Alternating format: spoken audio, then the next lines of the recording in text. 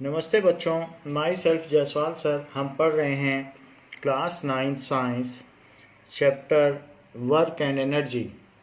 Now we will see about commercial unit of energy.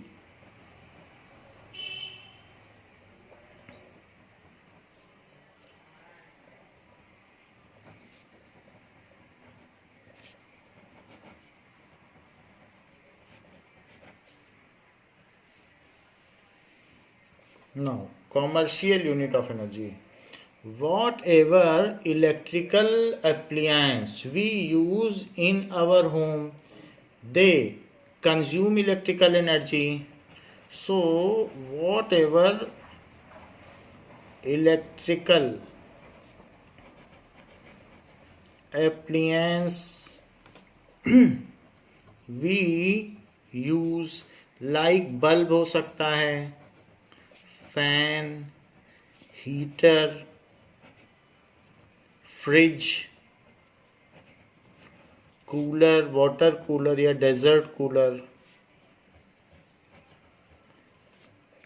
Iron जो भी press करने के लिए यूज होता है, steam iron,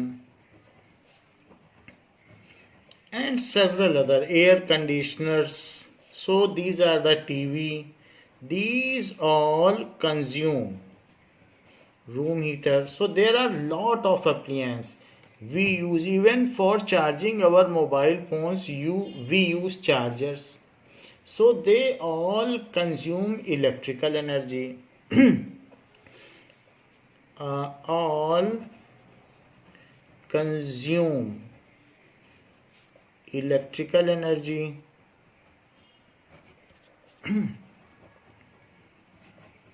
from main supply. जो हमारा मेन सप्लाई आ रहा है वहां से इनको इलेक्ट्रिकल एनर्जी मिलती है, वही हमारे घर पर आती है from supply line. And this supply is given by electricity board.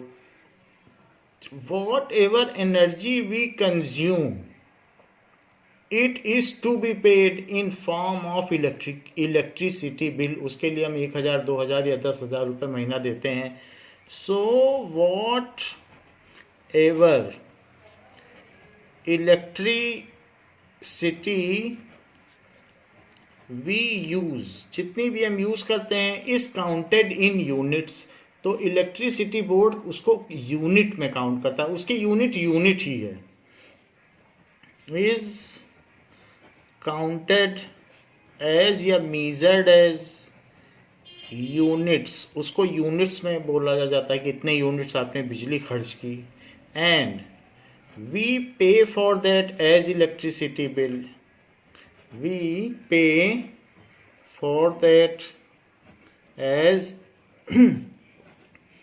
Electricity bill. तो इलेक्ट्रिसिटी बोर्ड को ये मतलब नहीं है कि आपने उससे फैन चलाया, कि उससे आपने आइस जमाई, कि आपने उससे हवा खाई कि लाइट ली। वो ये देखेगा कि आपने मेन सप्लाई लाइन से कितनी इलेक्ट्रिकल एनर्जी ड्रॉ की। तो ऐसे केस में जो पावर है उसका फॉर्मूला एमेंड हो जाता है। तो पावर का फॉर्मूला पहले हुआ करता था कि वर्क अपॉन एनर्जी, लेकिन अब वर्क की जगह इलेक्ट्रिकल एनर्जी कंज्यूम्ड हो जाएगा, क्योंकि इलेक्ट्रिकल अप्लायंस के लिए जितनी इलेक्ट्रिकल एनर्जी वो कंज्यूम करेंगे उतना ही वो या तो लाइट दे देंगे, या रोटेट कर जाएंगे, या बर्फ जमा देंगे। तो उनके लिए यही काफ़ी है, यही उनका वर्क डन है कि उन्होंने कितनी एनर्जी ली, और उसको फिर वो किसी न किसी फॉर्म में हमको दे देंगे, क्योंकि energy is interconvertible from one form to other. So power is electrical energy consumed divided by time. तो जहां हम वर्क लिखा करते थे इलेक्ट्रिकल अप्लायंस के लिए, वर्क की जगह आ जाएगा electrical energy consumed upon time, ये होगा। सो फिर इलेक्ट्रिकल एनर्जी कंज्यूम्ड क्या हो जाएगा, तो टाइम को इधर ले लो। Electrical energy consumed is equals to, तो पावर इंटू टाइम हो जाएगा, टाइम इधर ले लीजिए।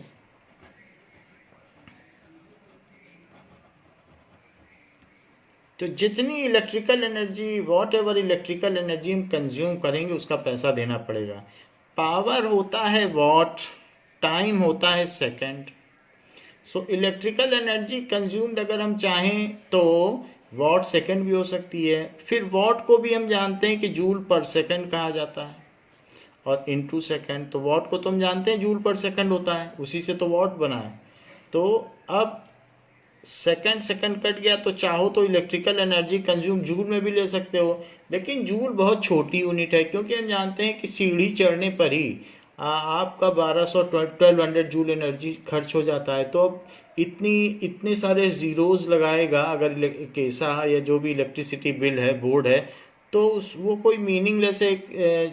रिक्शे वाला या जिसके घर में बिजली है वो तो समझ भी नहीं पाएगा कि ये कितने ज़ीरोज़ हैं और इसका क्या मतलब है। तो यूनिट कोई बड़ी यूनिट होनी चाहिए जिस यूनिट्स की हम बात कर रहे हैं। तो इसलिए वो जूल में नहीं मेज़र करता है।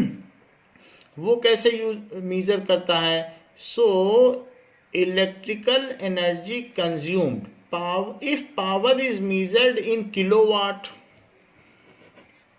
क्योंकि किलोवाट में भी तो पावर हो सकती है, जैसे वाट में हो सकती है वैसे किलोवाट में हो सकती है। If power is measured in kilowatt and running time, कि कितनी देर के लिए आपके घर में फैन चल रहा है, तो running time of appliances is taken in hours, उसको आवर्स में ले लिया जाए। देन इलेक्ट्रिकल एनर्जी कंज्यूम्ड क्या हो जाएगी?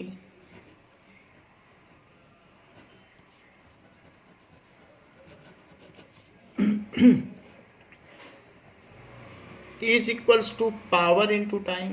तो पावर को क्या ले लो?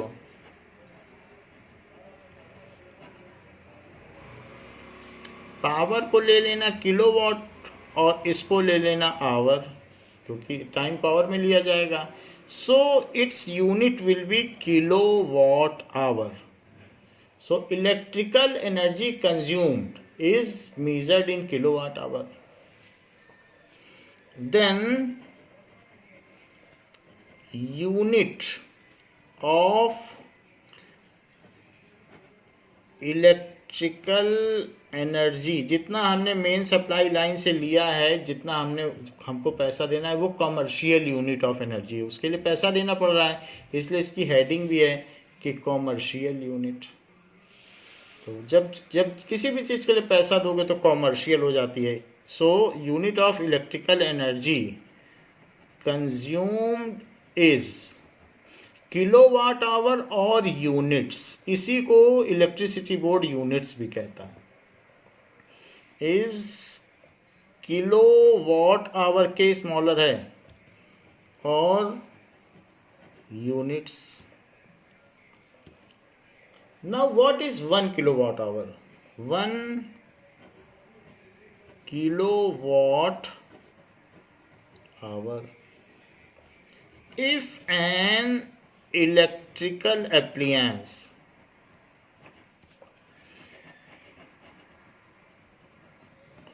of 1 किलोवाट, जो हमारे घर में स्टीम आयरन है वो 1 किलोवाट का है, तो 1 किलोवाट का अगर कोई चीज़ ले लो, वैसे तो किलोवाट तो 1000 वाट होता है, बल्ब 9 वाट के होते हैं, बहुत थोड़े थोड़े होते हैं। टीवी भी ऐसे आजकल एलसीडी एलईडी आ गया है तो 25 वाट या 50 वाट में चलता है। रेफ्रिजरेटर 250 वाट में चलता है, फैन 150 वाट में चलता है। तो इस तरीके से जो कूलर है, डेजर्ट कूलर, वो 400 वाट में चल जाता है।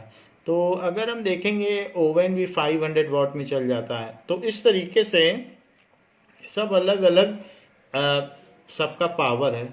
तो जो स्टीम आयरन जिससे हम प्रेस करते हैं, कपड़े प्रेस करते हैं, वो 1000 वाट का होता है, वही 1 किलोवाट का होता है।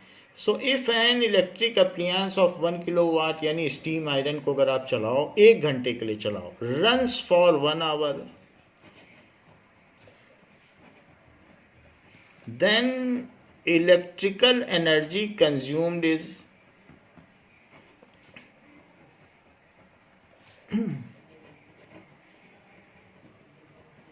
consumed will be 1 kilowatt hour. देखें कैसे, यही फार्मूला लगाओ, इलेक्ट्रिकल एनर्जी कंज्यूम्ड।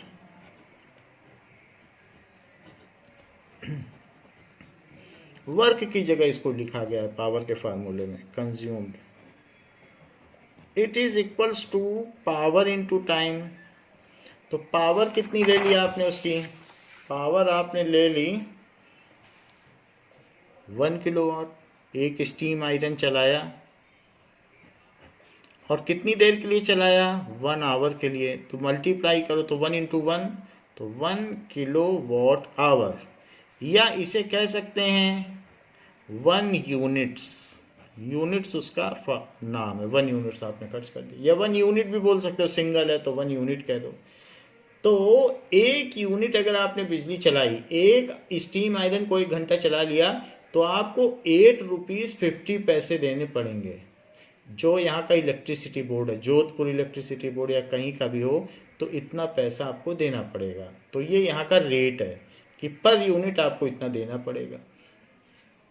तो 1 किलोवाट का मतलब है एक स्टीम आयरन को 1 घंटे चला लिया तो 1 किलोवाट एनर्जी खर्च हो गई। इस तरह से इसकी डेफिनेशन है। या और कोई भी चीज़ 1 किलोवाट आवर की होती हो। 250 वाट का फ्रिज है, 4 फ्रिज एक साथ चला लो तो 250 250 250 250 हो गया 1 किलोवाट, 1000 वाट। अब 1 घंटे चला लोगे तो 8 रुपये 50 पैसा देना पड़ जाएगा। तो ऐसा होता है। Now convert 1 kilowatt hour into joule. Question important है।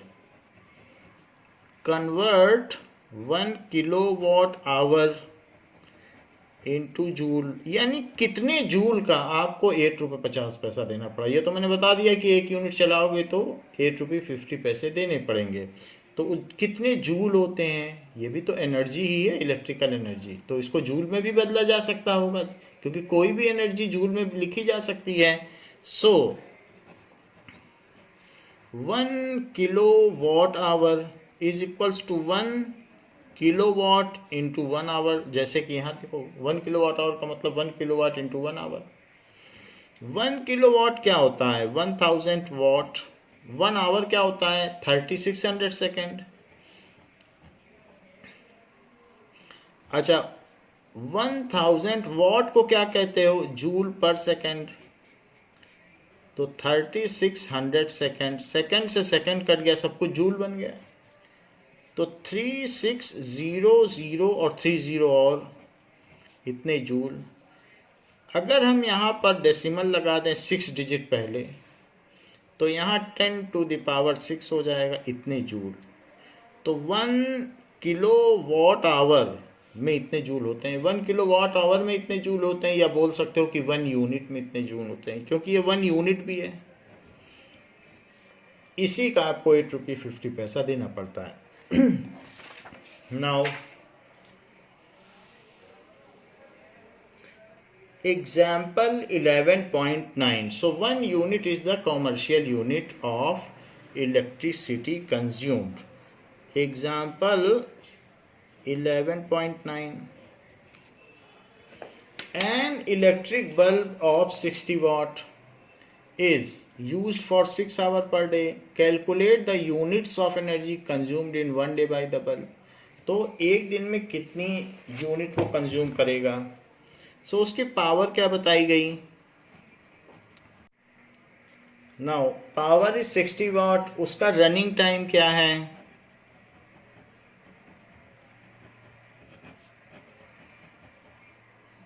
It is equals to 6 hours. तो पावर को हमको चेंज करना पड़ेगा किलोवाट में। तो 1 किलोवाट ऊपर लिख लीजिए और 1000 वाट नीचे लिख लीजिए, बिकॉज ये दोनों अगर कट के 1 1 आ जाएंगे तो ये 1 ही है, हमने 1 से मल्टीप्लाई किया है। सो ऊपर नीचे सेम चीज़ लिखिए जिसकी वैल्यू सेम होती हो। जब भी आप कन्वर्जन ऑफ यूनिट करते हैं तो 1 0 इससे कट जाएगा और 6/100 आ जाएगा। तो 6/100 क्या होता है? 0.06 किलोवाट। ये चीज हो गई। रनिंग टाइम दिया है, तो इलेक्ट्रिकल एनर्जी कंज्यूम्ड क्या हो जाएगी?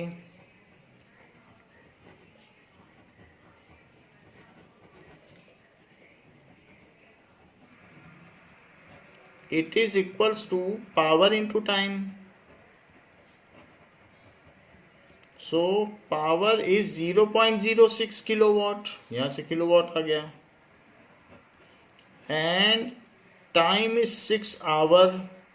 सो 6 का 6 में मल्टीप्लाई कर लें 36, और 2 डिजिट के पहले डेसिमल लगा लें, तो इतना किलो वॉट आवर्स, या फिर किलो वॉट आवर को हम यूनिट्स भी कह सकते हैं, तो इतने यूनिट्स, उसे इन्वर्टेड कॉमा में लिख लीजिए। So bulb consumes this much unit, the energy consumed by bulb is this much unit.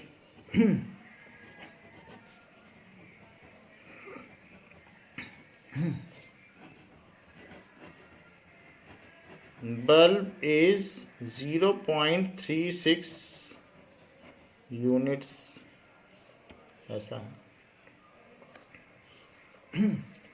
Now exercise questions.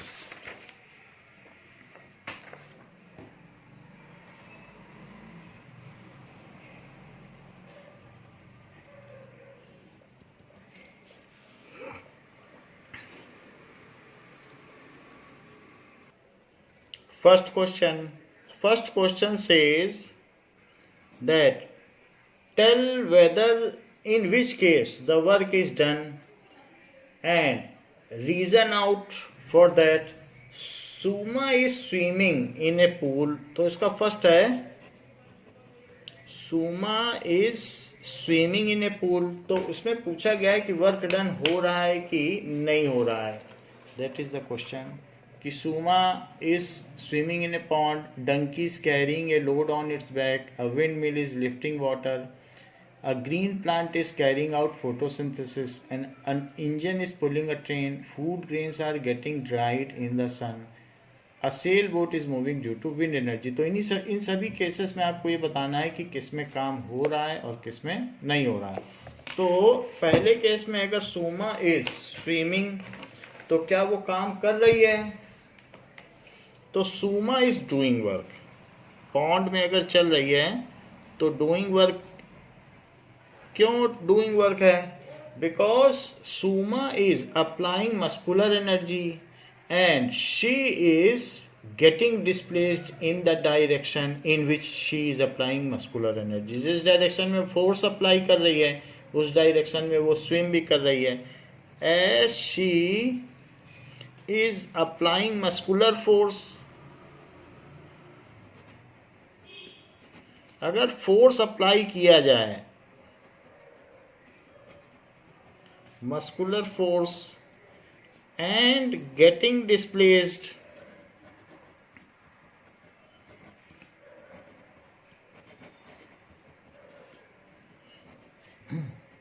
In same direction, so work is done. Second देखिए, सेकंड में पूछा जा रहा है donkey is carrying load on back, तो क्या वो gravity के अगेंस्ट में कोई काम कर रहा है? तो डंकी अगर लोड ले जा रहा है तो ग्रेविटी के अगेंस्ट में काम नहीं कर रहा है। अदरवाइज देखा जाए तो वो हम कभी भी लोड ले जाते हैं, सो फोर्स अगर फ्रंट में लगा रहे हैं तो वर्क डन हो रहा है, लेकिन ग्रेविटी के अगेंस्ट में यहाँ कोई काम नहीं हो रहा है। सो डंकी यहाँ ग्रेविटी के सेंस में ही पूछा गया है कि अगर वो लोड ले जा रहा है तो काम कर रहा है। अगर कोई वेट लिफ्ट करता है कुली तो माना जाएगा कि काम हो रहा है, लेकिन अगर कैरी कर रहा है तो वो वर्क डन तो है फ्रिक्शन की वजह से और दूसरी वजह से मस्कुलर एक्सर्शन भी पड़ता है, बट किसी कंजर्वेटिव फोर्स के अगेंस्ट में वो काम नहीं है। So donkey is not doing work against gravity.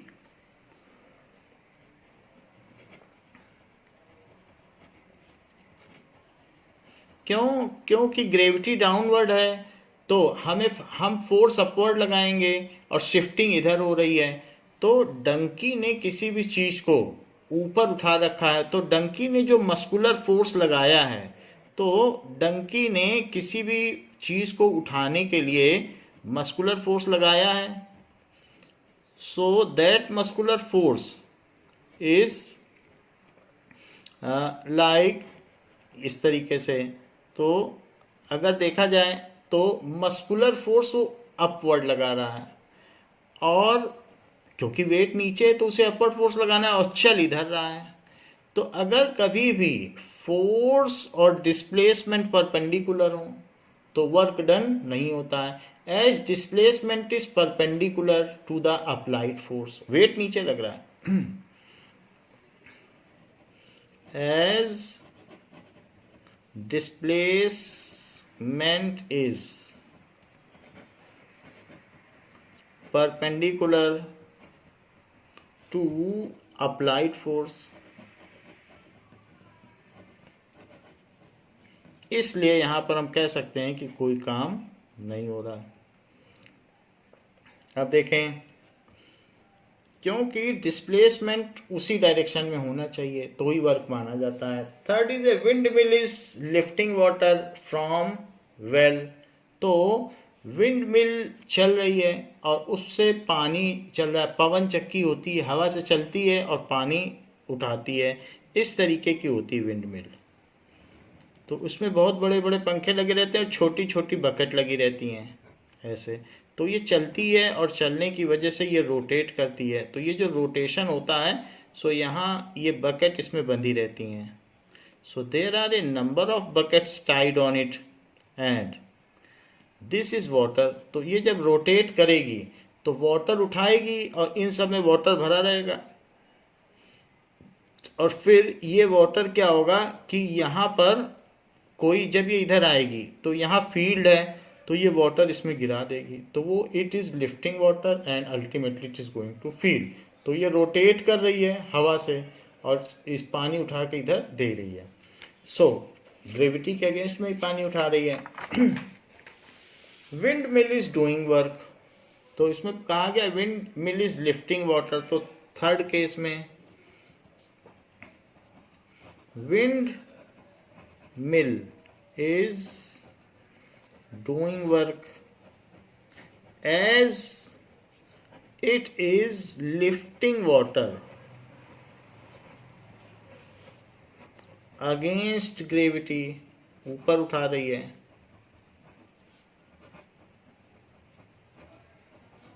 तो यहां काम हो रहा है.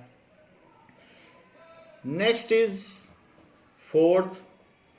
इसमें ए बी सी डी करके ऑप्शन लिखा है, तो आप भी ए बी सी डी कर लो. ये सी है, ये डी है. जो सिंबल हो वही रखना चाहिए. तो इसको सी कर लीजिए, इसको डी कर लीजिए, और जो पहले वाले भी हैं उनमें आप ए एंड डी डाल लो. तो जो सिंबल है वही डालना चाहिए. So A B and third one is C. अब देखिए, a green plant is carrying photosynthesis. वैसे तो प्लांट काम कर रहा है, फोटोसिंथेसिस कर रहा है, बट साइंस की लैंग्वेज में इसे नहीं कहा जाएगा. So plant is not doing any work done. Plant is not doing work, क्योंकि फोटोसिंथेसिस में एफ भी 0 है एंड डिस्प्लेसमेंट भी कुछ नहीं हो रहा है, डिस्प्लेसमेंट भी 0 है. तो D 0 लिख लें या S 0 लिख लें. डिस्प्लेसमेंट को S भी बोला जा सकता है, इस चैप्टर में S बोला गया है. तो इसलिए work done will be 0. So W is equal to 0. An engine is pulling a train. So engine apply करेगा फोर्स फ्रंट में और फ्रिक्शन के अगेंस्ट में काम कर रहा है. तो व्हील्स फ्रिक्शन की वजह से ट्रैक पे चलेंगे. सो इंजन इज डूइंग वर्क, लेकिन किसके अगेंस्ट में? Against friction. नहीं तो अगर फ्रिक्शन ना होता तो एक बार इंजन चला दो तो अपने आप ही चलता रहता. बट फ्रिक्शन है, ट्रैक पर भी फ्रिक्शन है। As engine is applying force, उसमें से स्टीम पीछे जा रही है, और न्यूटन के थर्ड लॉ ऑफ मोशन से ये स्टीम निकल रही है, और न्यूटन के थर्ड लॉ ऑफ मोशन से जब एक्शन होता है तो उसके अपोजिट रिएक्शन होता है, तो ये फोर्स इस पर लग रहा है। तो ये एग्जॉस्ट पीछे, तो ये हो गया, तो ये भी तो फोर्स ही है। एक्शन रिएक्शन तो पेयर ऑफ फोर्सेस होते हैं, तो उसकी वजह से इसके जितने वैगन्स हैं वो सारे भी पुल आउट होंगे। तो वो क्या कर रहा है, फॉरवर्ड डायरेक्शन में फोर्स लगा रहा है ट्रैक पे, और ये आगे बढ़ता चला जा रहा है। As engine is applying force in forward direction and train is getting displaced also in forward direction, as engine is applying force in forward direction and train is getting displaced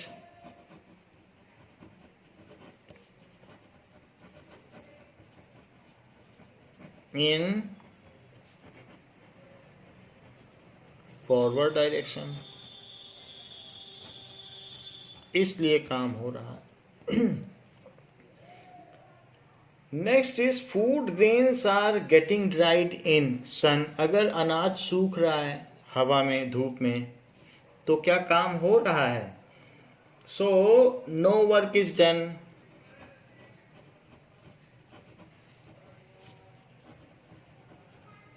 जब फूड ग्रेन सूख रहा है, because no force is applies and no motion takes place, as no force is applied and no motion takes place,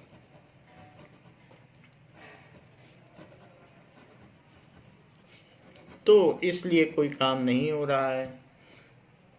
a sail boat is moving due to wind energy, तो अगर एक sail boat हवा में, जिसमें बहुत बड़े बड़े ऊपर पाल लगे रहते हैं, कपड़े लगे रहते हैं ऐसे, तो ऐसे सेल बोट होती है, उसमें कपड़े की वजह से जिधर हवा चलती है तो वैसे ही वो पानी पे चलती है। दिस इज सेल बोट, ऐसे। सो सेल बोट इज मूविंग, तो अगर विंड इधर ले जाएगी तो डिस्प्लेस होगी। विंड भी तो, विंड चलती है तो प्रेशर डिफरेंस की वजह से चलती है, और ये फोर्स है, और फिर ये बोट भी उधर ही चलेगी। तो इस तरीके से work is done when sail boat moves.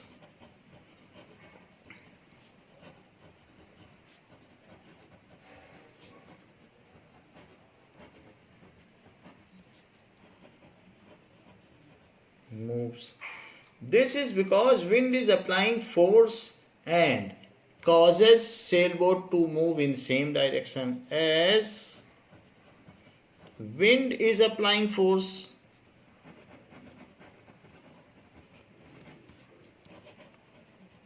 and causes sailboat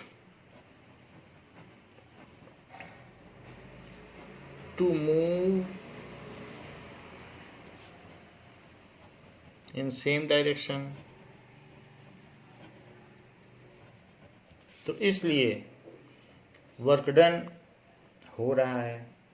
second question is said that an object is thrown at certain angle to the ground, moves in a curved path and falls back to the ground. अगर आप पत्थर फेंकोगे तो थोड़ी दूर पे जाके गिर जाएगा। The initial and final points of the path of objects lie on same horizontal line. What is the work done by the force of gravity on the object? तो ग्रेविटी ने उस पर क्या काम किया, ये पूछा जा रहा है। जैसे कि किसी ऑब्जेक्ट को आपने फेंका, तो if a stone is thrown by you, तो आपने एक स्टोन ऐसे उछाल दिया, तो वो जो स्टोन है उसकी ट्रेजेक्ट्री ऐसे होगी, तो वो ग्राउंड पे गिर जाएगा। ग्राउंड से ही आपने उछाला मान लीजिए, तो जमीन से यहाँ से उछाला और फिर यहाँ से जमीन से उछालते हुए ऐसे कर दिया, जमीन से ही आपने उठा दिया, जमीन से उछाल दिया, तो ग्राउंड पे था और अल्टीमेटली फिर ग्राउंड पे आ गया, तो उसका ग्राउंड के रिस्पेक्ट में तो कुछ डिस्प्लेसमेंट ही नहीं है। तो जितनी इसने एनर्जी गेन की, half of the projectile motion में, जब कोई भी चीज़ प्रोजेक्ट की जाती है तो उस मोशन को प्रोजेक्टाइल मोशन कहते हैं। तो आपने पत्थर फेंका है तो ये प्रोजेक्टाइल मोशन है। एनीथिंग इज प्रोजेक्टेड तो वो प्रोजेक्टाइल मोशन है। तो जब अर्थ के अगेंस्ट में कोई मोशन होता है तो इस तरीके के मोशन को प्रोजेक्टाइल मोशन कहते हैं, ग्रेविटी के अगेंस्ट में जो मोशन होता है। So there is no displacement taking place against gravity. पहले भी पत्थर जमीन पे था और अभी भी जमीन पर है, तो ग्रेविटी ने इस पे कोई काम नहीं किया है। ग्रेविटेशनल फोर्स लग रहा है mg, लेकिन डिस्प्लेसमेंट कहाँ है? पहले भी अर्थ पर ही ये स्टोन था, यहाँ था ये स्टोन, और फिर ये ऐसे चल के यहाँ आ गया अब ये stone. So as there is no displacement against gravity, अगर आपने इसको उठा के किसी उस पर रख दिया होता तब एल्मीरा पे, तो कुछ काम होता, क्योंकि ग्रेविटी के अगेंस्ट में डिस्प्लेसमेंट है, तब आपने काम किया होता। ग्रेविटी ने तब भी नहीं किया होता, आपने किया होता। सो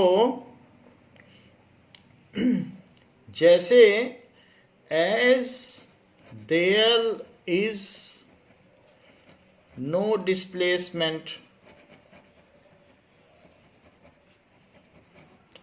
ऑफ स्टोन अगेंस्ट ग्रेविटी, क्योंकि वो फिर से फॉल बैक हो गया ग्राउंड पर, so against gravity, so displacement zero है, so no work is done by gravity. जबकि ग्रेविटी इस पर mg फोर्स लगा रही थी, बट उसका डिस्प्लेसमेंट भी होना चाहिए। ये वेट है, वर्क डन नहीं है, तो वेट mg है, फोर्स लगा रही है mg, but force into displacement होना चाहिए। ग्रेविटी के अगेंस्ट में ये ऊपर नीचे गया ही नहीं, पत्थर फिर से गिर गया, so no work is done by gravity. ये मान लीजिए किसी भी पत्थर को, ये इस क्वेश्चन तो पूरा हो गया है, फिर भी आपको बताने के लिए, किसी स्टोन को आपने उठा के अलमीरा के ऊपर रख दिया है, तो आपने यहां से उठाया और इसको उठाकर यहां रख दिया इसको, तो आपने h हाइट इसको शिफ्ट किया और आपने ऊपर फोर्स लगाया होगा F फोर्स। इस तो ये आपने कितना फोर्स लगाया होगा? अगर ये इसका मास m है तो इस पर वेट लग रहा था mg, ग्रेविटी लगा रही थी mg, लेकिन आपने तो अगेंस्ट किया, आपने फोर्स लगाया है और आपने उसे अपनी इच्छा के अनुसार ऊपर डिस्प्लेस किया, क्योंकि आप ऊपर फोर्स लगा रहे थे।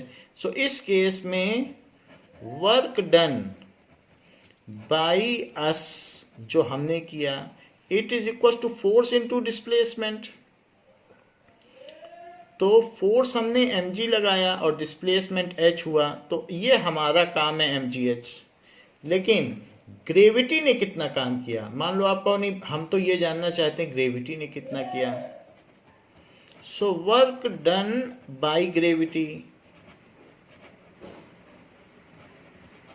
It is equal to force into displacement. Force यहां पर नीचे लग रहा था, फोर्स ऊपर नहीं लग रहा है, फोर्स नीचे है और डिस्प्लेसमेंट उसके अपोजिट है, तो इसलिए फोर्स नीचे लगा रही है ग्रेविटी और चीज ऊपर जा रही है। जब जब डिस्प्लेसमेंट फोर्स के अपोजिट हो तो निगेटिव वर्क डन होता है, तो इसलिए उसने mg फोर्स लगाया, लेकिन डिस्प्लेसमेंट चूंकि अपोजिट हुआ तो उसे -h लिखो। हमेशा फोर्स के अपोजिट है इसलिए निगेटिव साइन लगाना पड़ेगा, क्योंकि डिस्प्लेसमेंट अपोजिट हुआ है ना,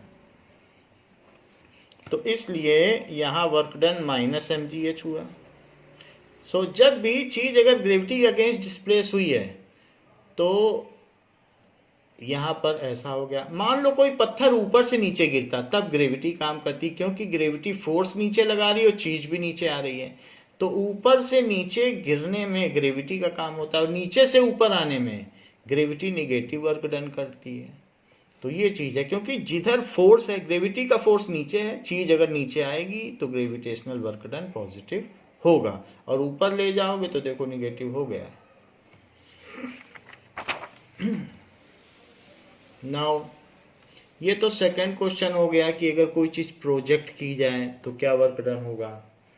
ए बैटरी लाइट से बल्ब,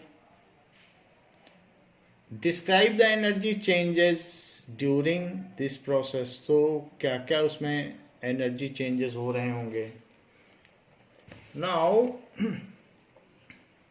ए battery contains chemical energy, battery में क्या होता है। So a battery contains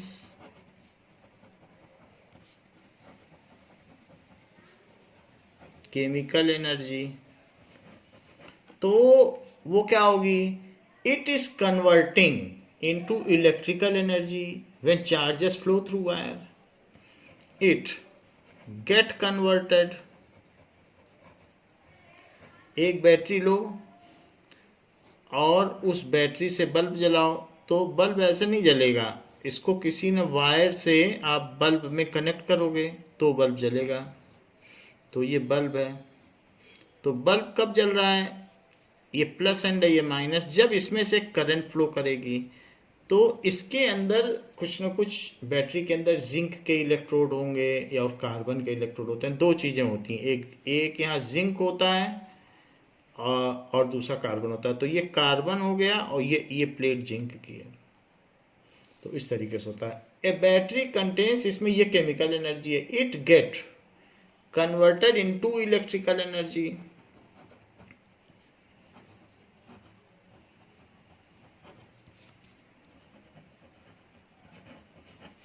When current flows through wire,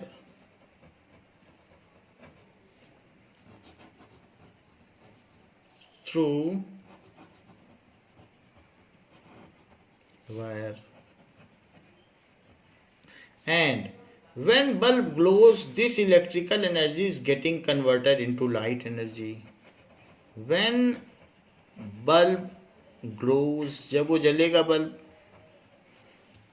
electrical energy, heat भी निकलेगी बल्ब में से, electrical energy is getting converted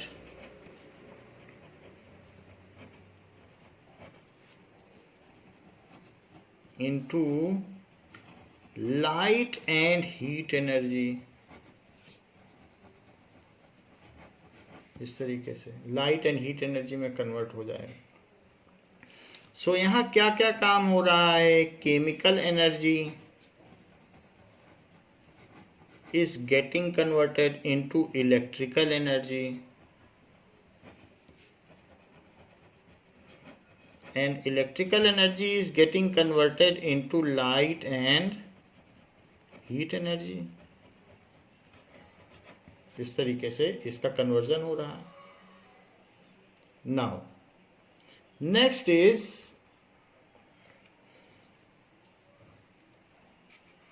fourth question.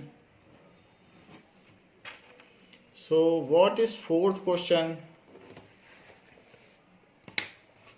Fourth question says that certain force acting on a 20 kg mass changes its velocity from 5 meter per second to 2 meter per second. Calculate the work done by force। तो 20 kg का मास है, उस पर force लगाया और उसकी speed कम हो गई। कम क्यों हो गई, आपने जरूर अपोजिट फोर्स लगाया होगा। अगर आपने सेम डायरेक्शन में लगाया होता तो स्पीड बढ़ जाती है, जब अपोजिट फोर्स लगाओगे तो स्पीड कम हो जाएगी। जैसे कि यहां बताया जा रहा है कि एक ऑब्जेक्ट जा रहा था और वो किस स्पीड से जा रहा था, 5 मीटर पर सेकेंड, ये इसकी यू थी। और फिर उसकी स्पीड कम हो गई, फोर्स लगाया फिर भी कम हो गई, वी कितनी हो गई, 2 मीटर पर सेकेंड। तो आपने क्या किया होगा जिससे इसकी स्पीड कम हो गई, जरूर जैसे स्कूटर उधर जा रही और आप इधर खींचने लग जाओगे तो धीमी पड़ जाएगी। तो हमने फोर्स इधर लगाया तभी वो धीमी पड़ गई, और उधर ही धक्का देते तब तो स्पीड बढ़ती ना। तो स्पीड बढ़ी नहीं है, speed has been decreased. So why the speed has been decreased, because of oppositely applied force. Now so it is of 20 kg। इसका मास क्या दिया है? 20 kg। And changes its velocity, इसकी वेलोसिटी दी गई है। तो हम ये बात जानते हैं कि what is by work energy theorem, work done पूछ रहा है क्या है? Work done. So what is work done? Work done capital W होता है और वेट स्मॉल w होता है, ध्यान रखिएगा। By work energy theorem, work done is equal to change in kinetic energy. Change in kinetic energy, change in kinetic energy होता है kinetic energy final minus kinetic energy initial. Kinetic energy final क्या होती है? Half mv², और initial क्या होती है? Half mu², क्योंकि u इनिशियल स्पीड होती है। अगर हाफ m को कॉमन ले लिया जाए तो v² माइनस u²। मास कितना दिया है? 20 kg। वेलोसिटी फाइनल कितनी है? 2, देख लो 2 दी है। और इनिशियल कितनी है? 5। इसको कट करो 10 और 4 minus 25। So this is equals to 10 into minus 21। It is equals to minus 210 joule. So इसलिए a negative work of 210 joule has been done. A negative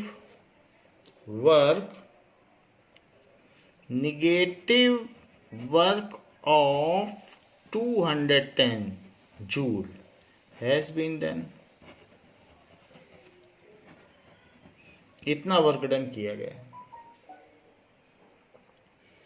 now अब देखिए, a mass of 10 kg, fifth question, is at a point A on a table. It is moved to a point B.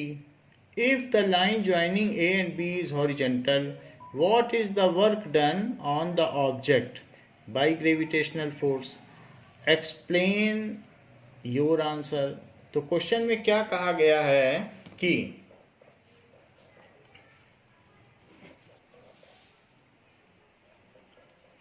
किसी table पर एक मास रखा हुआ है and it has been displaced, इसको displace कर दिया गया है। It has been displaced from some point to, same line में उसको डिस्प्लेस कर दिया गया है ये। So it is displaced from A to B, ऐसे। तो ग्रेविटी ने कुछ काम किया है क्या, वो पूछ रहा है। नहीं किया है, क्योंकि ग्रेविटी तो डाउनवर्ड लग रही है। mg gravitational force w is equals to mg होता है और डिस्प्लेसमेंट इधर हो रहा है। So as displacement is perpendicular to the gravitational force, as displacement is, जो डिस्प्लेसमेंट इधर है आप देख लो, मूवमेंट s यही है ना और फोर्स ये है। एज डिस्प्लेसमेंट इज, और ये परपेंडिकुलर है, इज परपेंडिकुलर। जब जब फोर्स और डिस्प्लेसमेंट परपेंडिकुलर होंगे तब तक कोई वर्क डन नहीं होगा। पहली वीडियो में ये बात बता दी गई है। Displacement is perpendicular to gravitational force.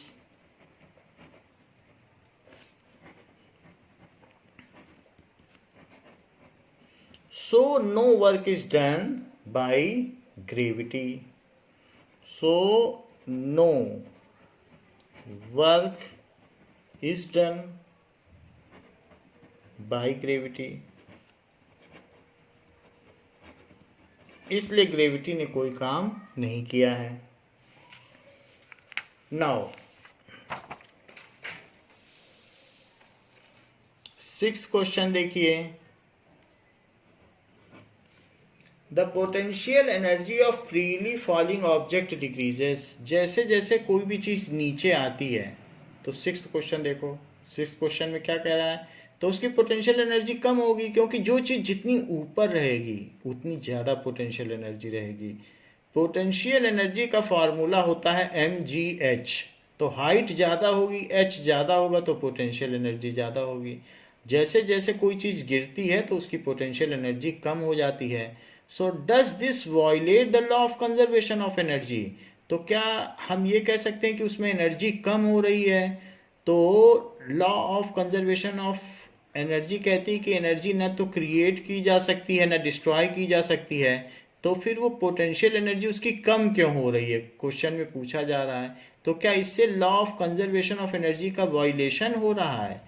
So no, उसका वायलेशन नहीं हो रहा है। अगर उसकी पोटेंशियल एनर्जी कम हो रही है तो वो दूसरे फॉर्म में बदल रही है, क्योंकि यहाँ इसकी हाईएस्ट पोटेंशियल एनर्जी है। सो जो भी जैसे जैसे ये नीचे आएगी तो इसकी स्पीड बढ़ेगी, तो इसमें अब स्पीड आ रही तो इसकी काइनेटिक एनर्जी बढ़ती जा रही है। So as object is falls down, as object falls down, its potential energy, EP को पोटेंशियल एनर्जी कहते हैं, its potential energy decreases but in equal amount its kinetic energy increases. अगर 2 जूल इसकी potential energy कम हो गई तो आप ये जान लेना कि उसकी काइनेटिक एनर्जी उतनी बढ़ गई। मान लो यहाँ पर इसके पास पोटेंशियल एनर्जी 10 जूल थी और अब ये रुका हुआ है यहाँ पे, तो इसकी कुछ भी स्पीड नहीं है।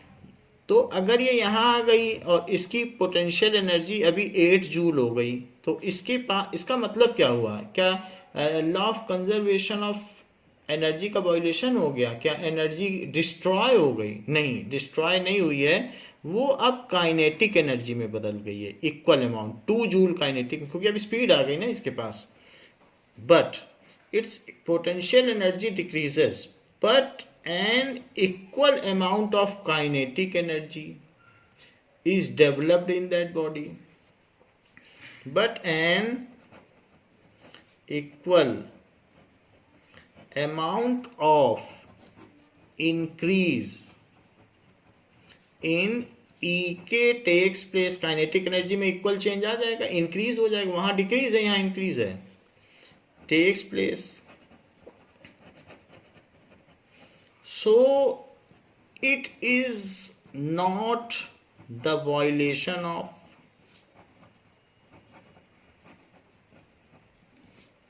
law of conservation of energy।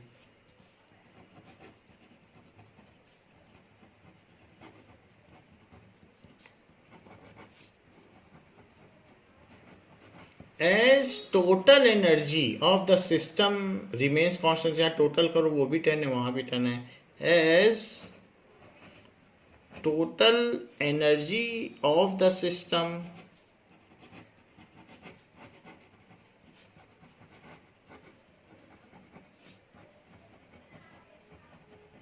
remains constant, however it is interconverted from one form to another। It is interconverted from one form to another। सो यहां पर कोई वायलेशन नहीं हो रहा है, यही 6 क्वेश्चन में बताया गया है।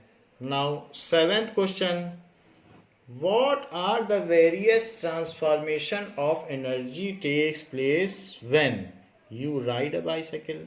जब आप एक साइकिल पर चलते हो तो किस प्रकार के ऊर्जा में परिवर्तन होते हैं? So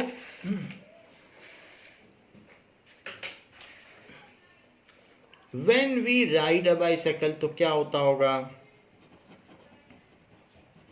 We ride a bicycle, then our जो फूड एनर्जी है, फूड एनर्जी एक केमिकल एनर्जी मानी जाती है। फूड भी तो एक केमिकल है, is converted into muscular energy. वैसे वो फूड एनर्जी पहले हीट एनर्जी में बदलेगी, बाद में मस्कुलर एनर्जी में। Muscular energy and muscular energy में बदल जाएगी, फिर उसके बाद क्या होगा, and then it is getting converted into kinetic energy. It is getting converted, दो तरीके की काइनेटिक एनर्जी होती है।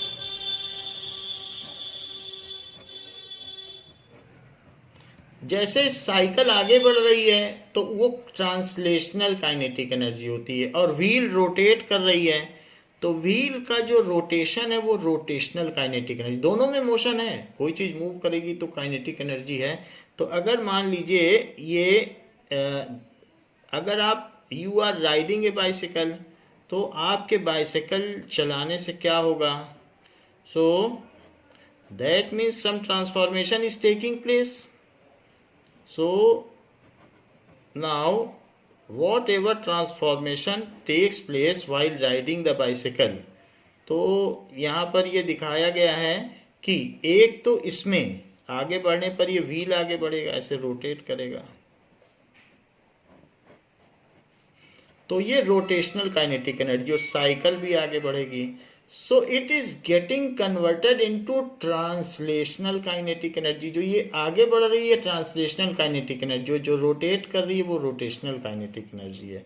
तो इसको लिख सकते हैं ट्रांसलेशनल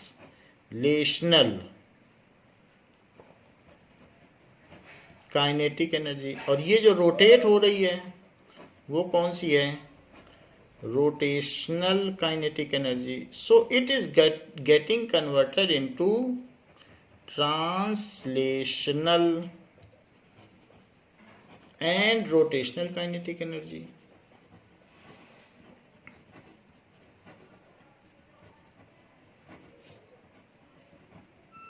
काइनेटिक एनर्जी ऐसे इसमें कन्वर्जन हो रहा है।